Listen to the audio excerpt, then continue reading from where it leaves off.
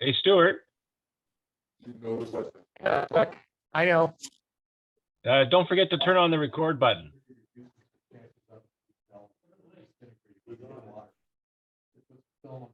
Okay. And I can buy detail coding anywhere. Okay. What's this? That's your mic you're talking to. Yeah.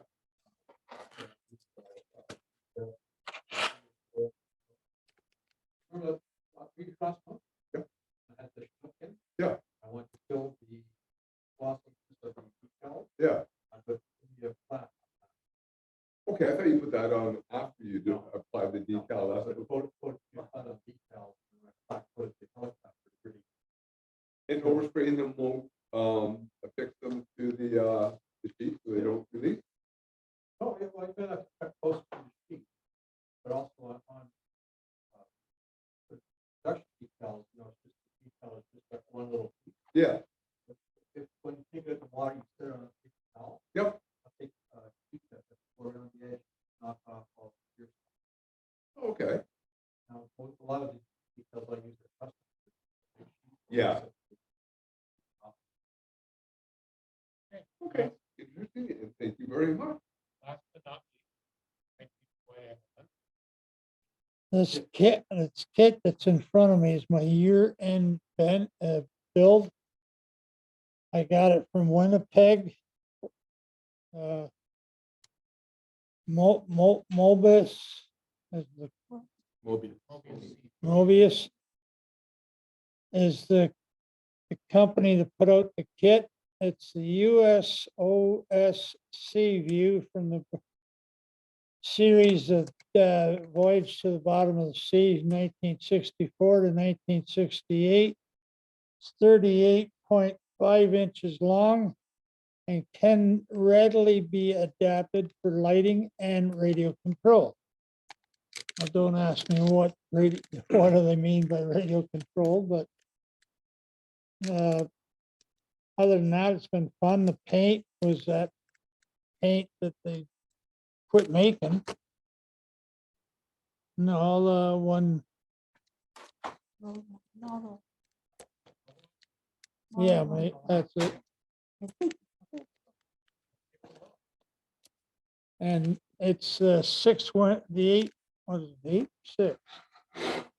It's up my whole show. The 8-window version. They had another one with a 6-window version, and they had one with 3-window version.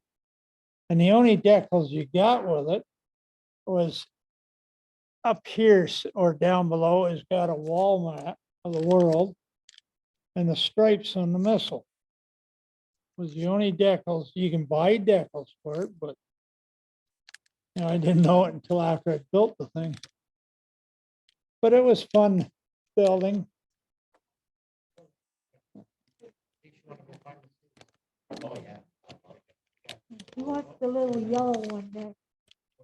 Oh, yeah. Flying, yeah, the 350 flying Well, sub. somebody told him 30 Godzilla. Yeah, the stalls is big. Is there any interior detail? Sorry, say again? Is there any interior detail? Is there any interior? Just what's on, or what's in the windows. There's guys sitting in seats. The control panel that guides the ship. That was all. Cool, okay. Just what I remember from TV. Very cool. All right.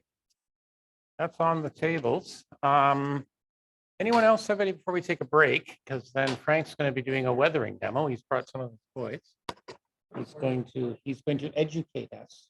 Maybe not. Sure. Yes, sir. I just wanted to mention, I got an email yesterday from Sunward Hobbies. Yes.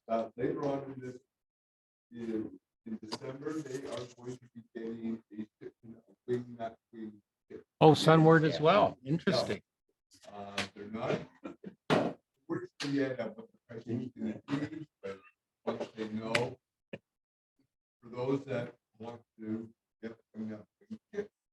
Yeah, because we mentioned apparently Andy's Hobbies got them and sold it and out pretty quick, but he was selling them for the retail price, which was good. Sprue Brothers is getting them. There's a store in Germany. So yeah, this is all from the new, they discovered a warehouse in New Zealand that still had some Yeah, that's what I figured. basic. So hopefully people will actually want them and buy them and not scalpers. Yeah, well, We'll get them, but there you go. Awesome. So that's Sunwoods. Andy's sold out Yeah, immediately. I would shop at Andy's, except you won't use US Postal Service. It's UPS. And as soon as it hits the border, I get screwed. Just, I just, when I buy stuff like that, I send it to a post Yeah, office, unless you've got that. and Yeah, then Yeah. do a day trip over. Yep. There you go. Well, Sunwoods is a good store, so. I got one. Brothers. Yep, Sprue Brothers did. Enhanced it as well. Okay, so there you go. Yeah, must have been a big, someone lost the key, obviously, you know. The Kiwi ran away with it. Any- No, I still think that's a whole other, yeah, it's a whole other kettle of fish, yeah, maybe. Any other news? I know Scale Model World in the UK was on the weekend. I know you two went a couple of years back. You guys had a good time, a lot of exciting announcements there. The one that caught me, as we mentioned on the podcast, there is a 1/32 scale Blackbird, SR71, someone's making. Yeah, and Hong Kong models, 1/32 scale, A20. Yeah, I saw that. It's coming out. Yeah, you know, yeah, exactly. So a lot of big stuff coming out.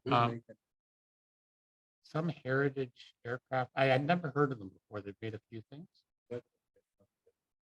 No, it wasn't JetMats. It was someone else. But yeah, we talked about it on the podcast. It'll be resin injection molded. Yeah, yeah, I know.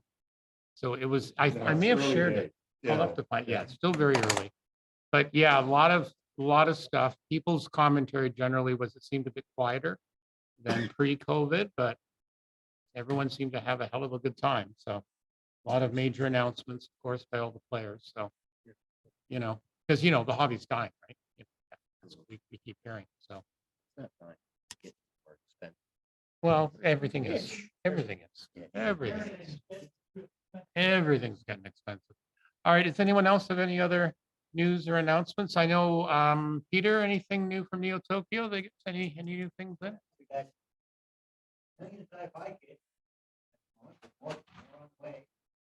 Put a wire into the, we've got two of the wave kits coming in, but on the way.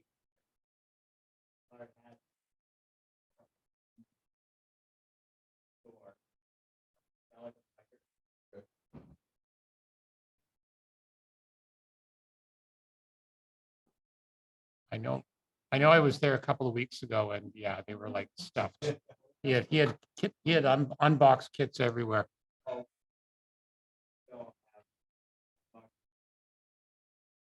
Oh, yeah. We're fully stocked. Yeah, there you go.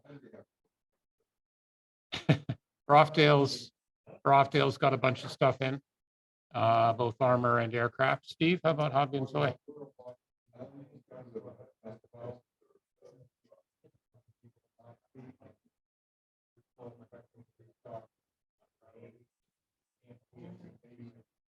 Good stuff. So get your Christmas shopping done, gentlemen.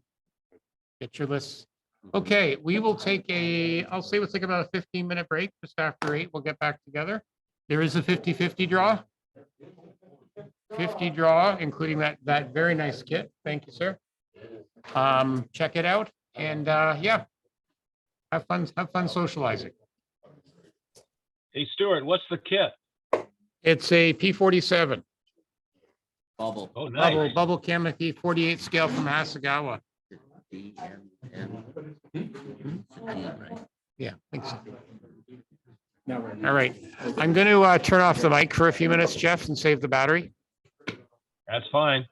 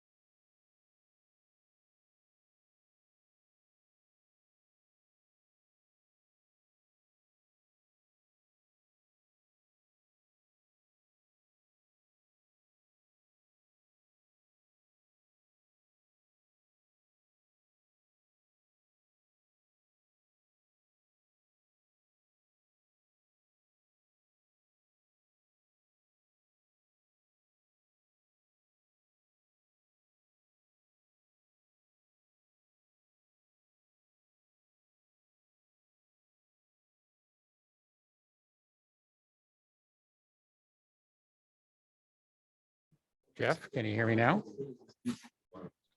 Yep. All right. Here you go, Frank. Live, take it- live, live from Seattle, Seattle, Seattle. That's what I was saying. I take it Frank didn't win. Oh, Bill. My name's not Bill. Funny Bill Dawson, like he was nice enough. We picked his number 3 different times. So no, we got the winners.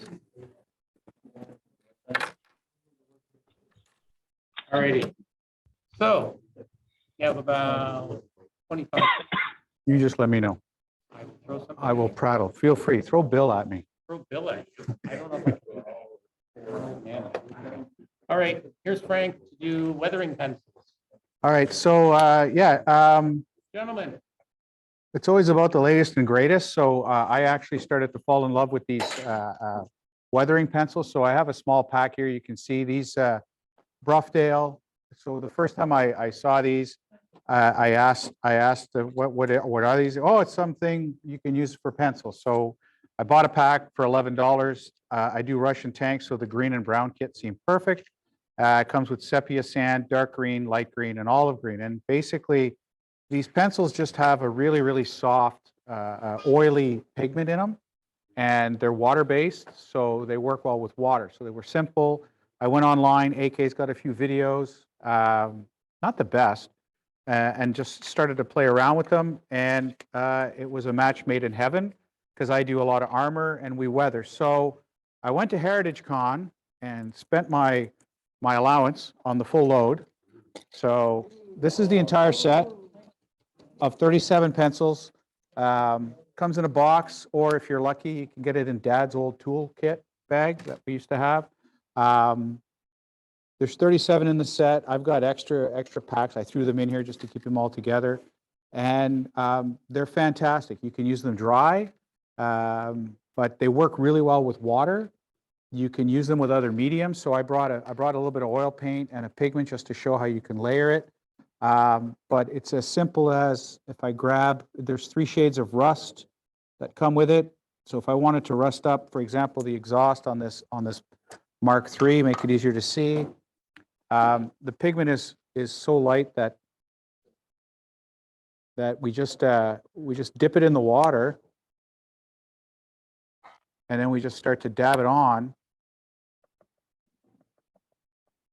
like a little blob, and then you just move it around. You take your brush, you just get a damp brush, and you can move it around, spread it out, model it as you so see fit. It dries real quick, and then once it's dry, if you don't like it, just take a clean wet brush and it's gone.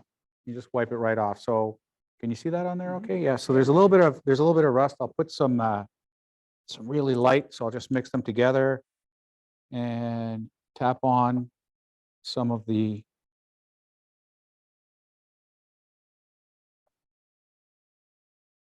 very light, and you can start to see, and we can start to blend them together. I don't have my Optivisor. I can't see what I'm doing, but it's roughly like that. So the stuff is so great. I quite often I'll just take the end of the brush and I'll just rub my wet brush on it, and I can take it off and I can start loading it on just right from the brush. And then every once in a while it dries out, we just redip. So that's like a wet application. If I want to start doing some streaking, for example, I'll get where is it? Here we go. So dust marks and concrete marks come with it. And like I said, you can apply it just directly. Can you see that all right? So we can start doing, like the dust marks, we can just go right on with the pencil and we can just add on those dust marks. I don't know how well you can see that. we're going to take photos too. So. And I'll go a little bit darker with, this is concrete marking, same sort of thing. I'm just rubbing the pencil in and we're getting a streak. And then again, with a damp brush, you just basically start, well, it's got the rust on it, no big deal. So I'm mixing the rust together. If I don't like it, I wet it, clean it, and I can just, I'll just take everything off with the wet brush on this side so you can see it all just goes away. So you can add it thick or thin. One of my applications, I like to layer things. Actually, I was talking to Johnny about that one time. So this, if you don't use a Tylen 502, it's really good oil paint also. I'll just, so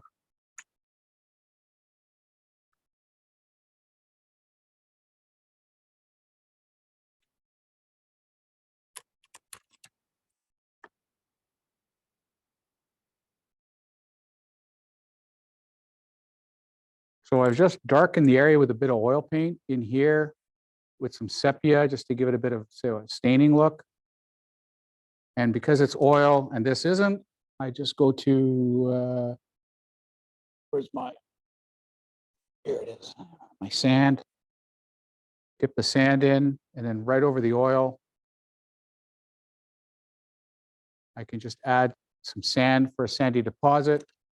Once it dries up a little bit, then bringing back a damp brush, because if you can put it on a little thick.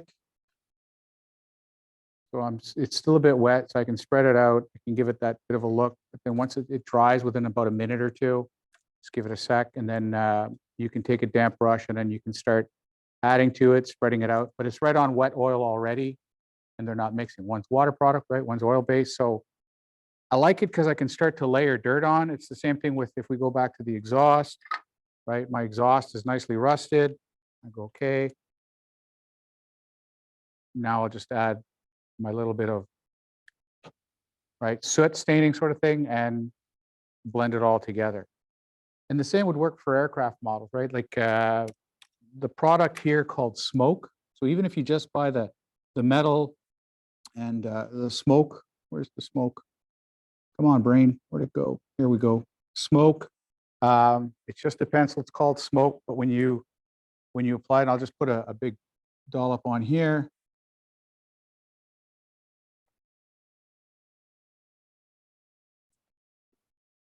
Doesn't, eh? No, when I share this. Oh, when you share this. So if you look right here, you can see like I use the smoke a lot for oil stains. So when you're looking at that exhaust stain for an aircraft, I'm making a big pool of a stain here. And it has that oily look to it. The metallics, same sort of thing. I don't know what kind of voodoo, I don't know what deal they made with some oligarch, but the pigments that these guys are getting, like this is the bronze, if you're looking at for metallics, it does a fantastic job of the metallics. So I'm looking at like, I want to get into sci-fi, so some of the engine trim and stuff like that. I wasn't too sure because tanks aren't very metallic-y. But you'll see the guys on the AK site, they will put massive amounts on, wet or dry, and then once you've got it where you want it to be, then you can just start manipulating it. So like for streaks, for highlights, for shading, it's so forgiving because like I got this big blob on the back. Can you see that on the camera? So I got this big blob, and while I'm like, you know what? I don't like the way it looks. I take a thicker brush, right? And I just start going away with it. Would you use that for chipping at all? Yeah, as a matter of fact, it's got chipping. So I mean, we're talking white. So if you want to do that like water staining, you know how you'll use a titanium white oil paint to create that. You can use the white for this, the concrete. There's different, like for Russian tanks, I'll use the greens to do that undercoat to make highlights on it. It's even got chipping color. It's got two chipping colors. It's got armor chipping. It's got wood chipping. So you can take your wood tools on larger scales and you can chip on it. So whether dry or wet. So for chipping, I'll take the chipping pencil and I'll just start speckling it. I'll just put little dots everywhere. I've even gone and loaded up a brush like this one here, let's say. I'll say, oh, let's load it up with some of the paint. And then, I want to start doing a bit of a duet.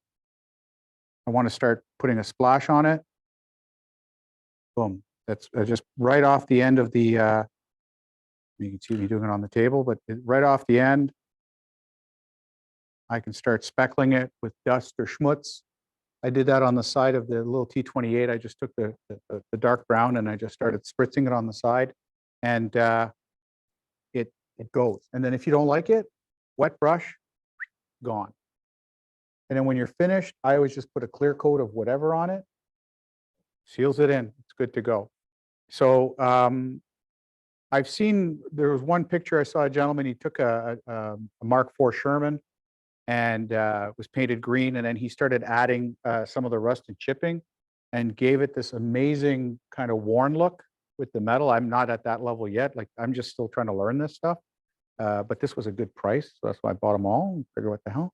But it's, I use it on every kit now, like for my streaks, if I want to start creating different colors. And I really like using my tiling oils as a base where I'll create dark areas in certain parts of the tank. And then I'll create that dark shading. And then for my streaks, I'll pattern it over top. For chipping, for making the tools look worn, it's got the silvering. So you've got a bit of you've got this aluminum, but then it's also got gunmetal. The gunmetal looks really sharp for barrels and whatnot. They just came out with the right pigments. And if you want to use a lot, then pencil sharpener. And that's my biggest thing, is every time I want to sharpen it up a little bit, I keep the shavings in little jars because I just keep using them over and over again, right? So work really well. And they'll even work with pigment powders, mixing them back and forth. They'll mix, you can mix the colors together to get different shades. But they seem to have captured what the tank guy wants, what the sci-fi guy wants, and what the aircraft guy wants. And when it comes to making things look worn and aged, there's a demo, and I've tried it, where I've done an entire oil barrel, and I've done it in the dark rust pencil and just rubbing it wet pencil. You let that dry, it takes 5 minutes, then you go over with the lighter shades and you start spotting it. It's fantastic. And the pigment's nice enough that if you lay it on thick, it gets a little bit of a granularity like you would from a powder pigment. So there's almost like a depth. It's got a feel to it. It looks heavy, so to speak. Great stuff. Well, one thing I know with first there's a lot of saying, oh, they're just pencil print. If you actually feel it, it's more wax. Traditional colored pencil. Not quite a grease pencil. And like I said, you can load up a brush, which was the cool part, because when this first came out, everyone was just using the pencil. But you can load up a brush, and then like when I want to create more of a debris right on the fender, for example, let's see if I can do it here, like with a larger brush. That's the rust. Chipping color is nice and dark. So Frank, yeah. is there any kind of an order that you follow when you're doing this whole process? Not just the pencils, but the oils and washes and whatever else. Is there an order that you follow, or do you do things like me? You kind of get all like excited and start running ahead and going crazy. So my adult ADD will kick in. So I force myself to actually lock it down. I will paint the kit. I will put the decals on. Sometimes I clear coat it all. Sometimes I'll just use a bit of future where the decals are going, put them on, cover the decal with a bit of future so they're sealed in. I always make sure the decals are sealed. Do a coat, do my pin wash, and then I'll start oils usually first. I like to do my shading. So dark spots, high spots, I'll use oil paints, and then I will use the pencils. But I don't do another coat over top. I just go from the oils. So you can see here, right? It looks like a big oil spray or a big stain, but for dark areas. And then as it dries out, I can start manipulating it, and you can get your lighter, bigger brushes, and you can start feathering stuff. This will look better. Have you found that that the color dries lighter? No, it actually dries what I see. The one thing I've noticed is it's hard to see, but on the top of the T28, if there's too much water, it'll look a bit like a puddle.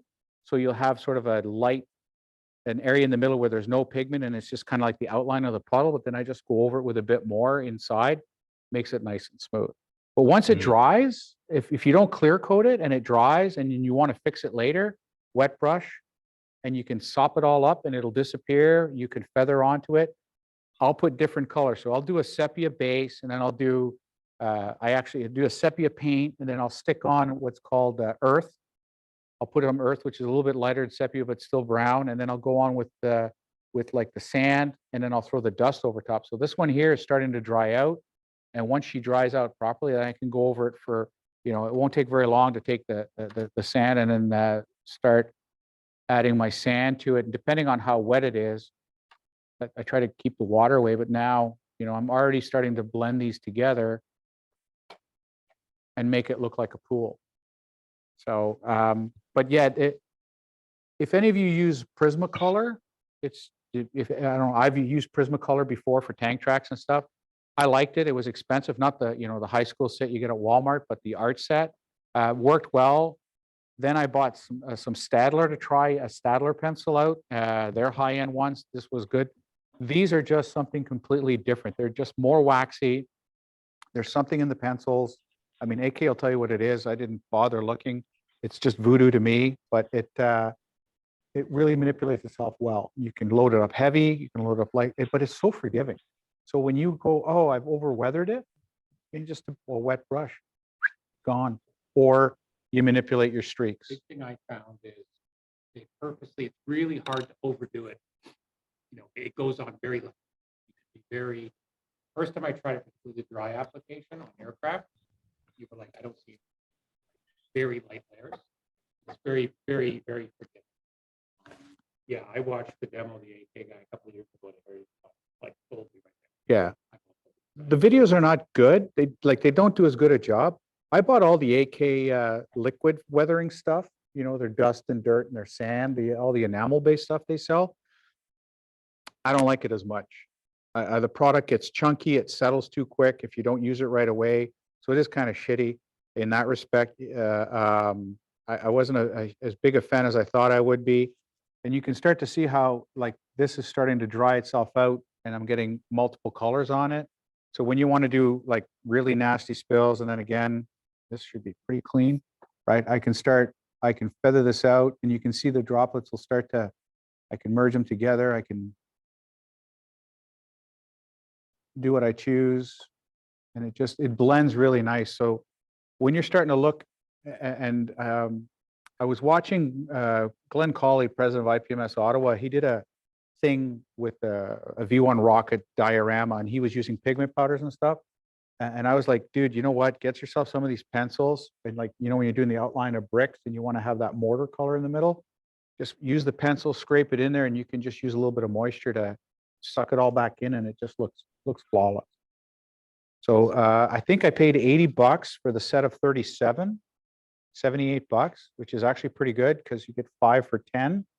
If you buy like Roughdale was selling these at $11 for 5 of them. They come in different packs. The full set comes in a box, or if you're lucky like me, you get the bag, which makes it nice and easy. But in combination with my oils, you just start layering on it and you can create dark shaded areas, dirt, schmutz. It's just kind of nice. It's nice and tonal. So, may the schmutz be with you. Yeah. Water soluble. Just wash the brush off the water. Yeah. The brush, like literally my brushes tonight, I'll just dip it in here and you can see it'll come out and we're done. So They're one of these products where it's like anything else, worth trying. It may not work for you, but you may find it, great. I also have real trouble weathering armor, and these things very easy, and I was very happy with the results or whatever. So that's why I bought the whole set. But definitely worth a try. Another tool in the toolbox. and I've used it on 1/72nd scale, so it's good for small scale. Like it doesn't, how sometimes you'll get some paints and things look a little chunky or whatnot. The scale doesn't matter. It works well. The T1, the T28, the whole bottom, all the mud along the bottom, it's all from the pencils. There's no paint. So that's all pencil that I could manipulate because I didn't want it on the wheels, cleaned it off after with it, and it's just water. And if it's too much, take it off. It's not enough, stick more on. You want to do it from the pencil, you want to do it from your brush. They dry pretty quick. Like I've only sharpened one pencil. I've been using these since Heritage Con because it's just a quick dip, same sort of thing, right? I load it up, take a bit of the water off sometimes because I get a little, I'm like Jeff, I get all super excited. And then I want to do a concrete stain on top of my I want to do a concrete stain, I can put it on, I just put on a schmear. Sounds like I'm doing a bagel here. And then just start manipulating it and working it more or less. Sometimes it's good to let it dry a little bit so it becomes a little bit more of a powder. And it's all what your imagination. Like I said, I'm still learning this stuff. It's still kind of new to me. There's But quite a few videos out there, not to take, hey, yeah, guys, yeah, I still have to work for a living, so I can't spend all day. Yeah, they would. So anyway, He's not allowed to retire. but if you're doing like your bomb or something like that, and you want to do that exhaust on the bottom, you seriously, that smoke, just the smoke alone, is a lot like the Tamiya smoke, but it's complete control. And once you put it on, it looks nice and greasy. And you know, depending on the color, the rust, there's 3 shades of rust, which is really nice. All the chipping, it just you just put it on, and you're like, hey, feather it a little bit with a damp brush, and perfect. Have you tried, Frank, have you tried using any of the brighter colors? No, because I'm a tank guy. That's why I want to get into sci-fi, man. Right? Yeah, Tanks are easy. I bought this one set of green and brown. I'm like set for half of the tanks in the world, right? Yeah. Because I mean, right, armor guys. It's all about. He was telling Peter tonight, he wants the Utopia to hold a Y-wing side for him. So we might keep them. Yeah, I'm doing space, and actually, I'm doing the Nagato in 1/700 scale. So I will be doing streaks on the Nagato from the side using the pencils too. Why not? Yeah, and for some shading, mostly because it's just so easy and forgiving. This is one of those products like Peter knows, with those stupid God hand brushes and sanding sticks and papers they come out with, and just absolutely game changing now. Just fantastic product, right? And good price too. So yeah, this is one of those things where once you get it, it makes it so much easier. Anyone have any other questions? Extend into Yeah, silence. Actually, extend into silence. Correct. No, they are worth trying. It's worth a small investment. to try. All right, thanks, sir. Yeah, my recommendation is, depending on what you make, like I said, usually Broughdale's got a few sets. See what suits what you're building, buy 1 pack. I was doing Russian tanks. I went with green and brown, and Bob's your uncle. There you go. You see, Johnny was, yeah, thank you. It's neat, eh, with the dark, yeah, just go like that, and here. You can use your finger, but. Oh, you pinched him. It's not your fault.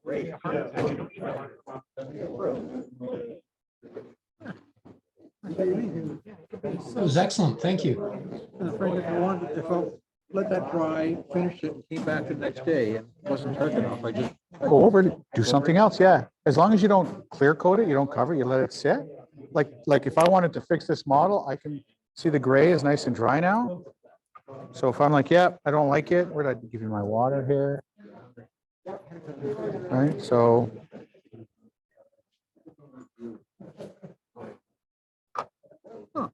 Gone. And now my brush is clean. So when it comes to doing a long streaking, Yeah. when it comes to doing a long streaking exhaust, when I'm using the pastels, I'll start with a wide brush in line with the exhaust, and as I draw it back, I broaden the brush stroke. So what I would do if I were you is I would basically take pencil, right? And actually it would work better if it was dry. Let me find, I'll show you what I mean. Let's go with earth brown. It's a nice, oh, better yet. Streaking dirt, right? If you go dry, right, you can see it'll lay down a line, right? I'm just, because there's no, if you flat coat these things, it'll stick even better because it's got more, right? So you just start going over it and you want to feather it wider, you just use the pencil.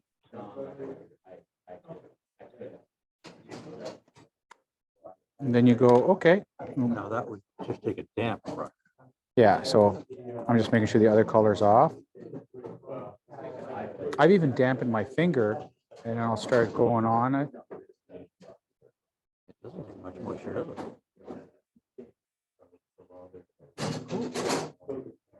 And then if you really want, right, you grab your shader. Well, it's not quite a shader, but you can feather it out.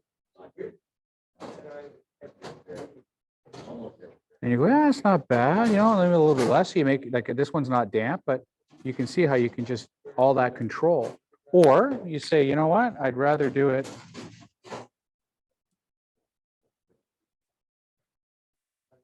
So then we start going.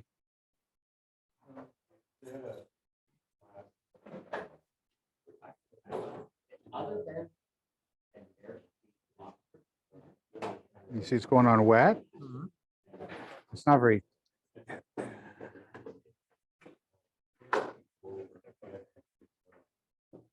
So if you go, well, that's a bit too thick. Okay. Okay, it's just water. It's water, yeah. You can take a shot if you want. And you'll just be hydrated, right? And then I'll let it dry a little bit. But even if it's wet, I can shape it. And then just wait while it's drying, and then you can just start messing around with it. Because once it's dry, it sticks. Like you see the big patch I did here, right? So if I wet this a little bit, and if I want this to be feathered over a little bit more,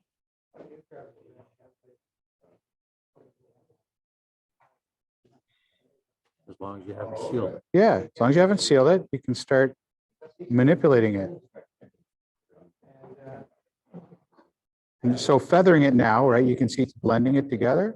So it's making it look a little bit more natural. That's all you do. So it's just a bit of time, but you're forgiven.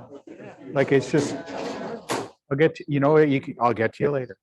And that's why I like it, right? So like even the streaks, I use the white little lines, right? What's nice is all the different shades. You can see the variety of colors. So you got your metallics, you've got your grays, and you just start blending them together like that. It, I don't know if I trust the whole thing, but if they must have a pack like that. if they've got a pack like in this area, because they seem to group them in these little areas, you get that pack of the color you like. Hell, you can actually, the Game Chamber sells them an individual. I forgot to mention. So you can buy them individually at Game Chamber. Something like that. Yeah, $2-3 a pop. Yeah.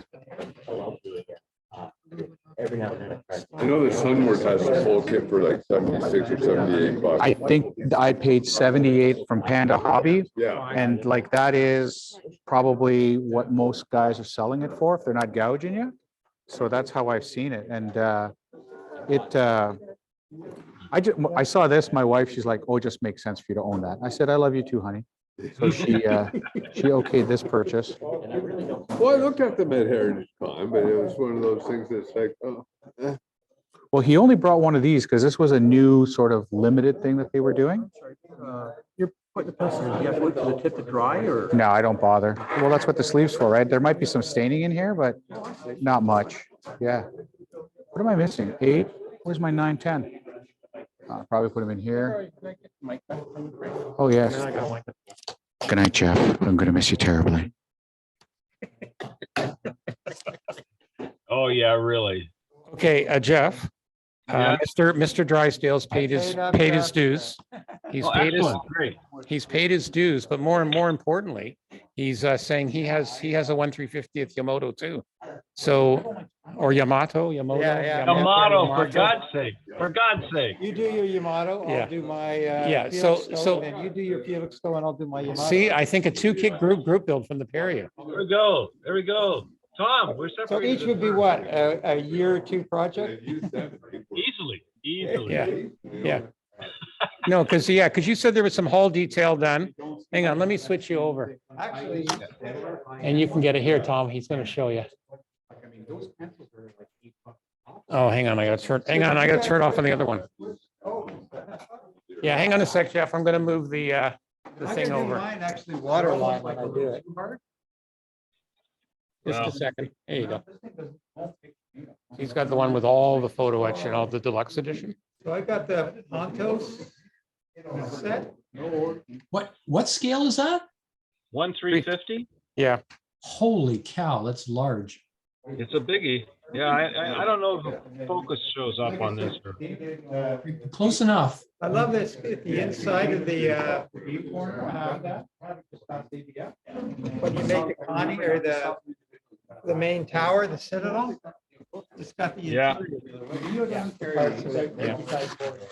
So we know what, we know what the pair of you, your 1-year build's gonna be next year, gentlemen. yeah, Yeah. it's crazy enough Not gonna as it happen. is. Fully brass back deck and everything. It's Yeah, Johnny's looking at it now too. That's the 350th scale to me. yeah. No, the Miyamoto. This one came with it, but you can get aftermarket for it too. Yeah. Yeah, it came with about it's like a ton. You can spend. You can spend a lot of money. Yeah. There's a lot of 3D printers. Yeah, well, that's the only way I'll do it. I got a Fletcher in 350th and I'm waiting for some of the 3D because I'm not gonna hold 28 bits of photo etch. You can pretty much get all the 3D stuff. Well, there's always this one. That's a Zeppelin. Well, you get the same stuff. Yeah, it's got a Zeppelin too. It's upside down. It's upside down. Oh, my God. Oh, see, that was being, no, it's From just that pretty rude. angle, that's not, 3D. that's pretty rude. 3D TV. Yeah.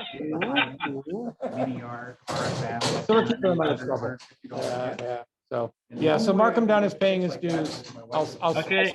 You don't have to send, you don't have to send all the ninjas. Yeah. Yeah, that's great. Thanks very much. All right. All right, we're gonna turn things off. Thanks, Jeff. Thanks, Kevin. Thanks, guys. All right. Yeah, great demo. Thanks, guys. All right. Have a great night, guys. My wife was, "You really want it?" Well, she Yes.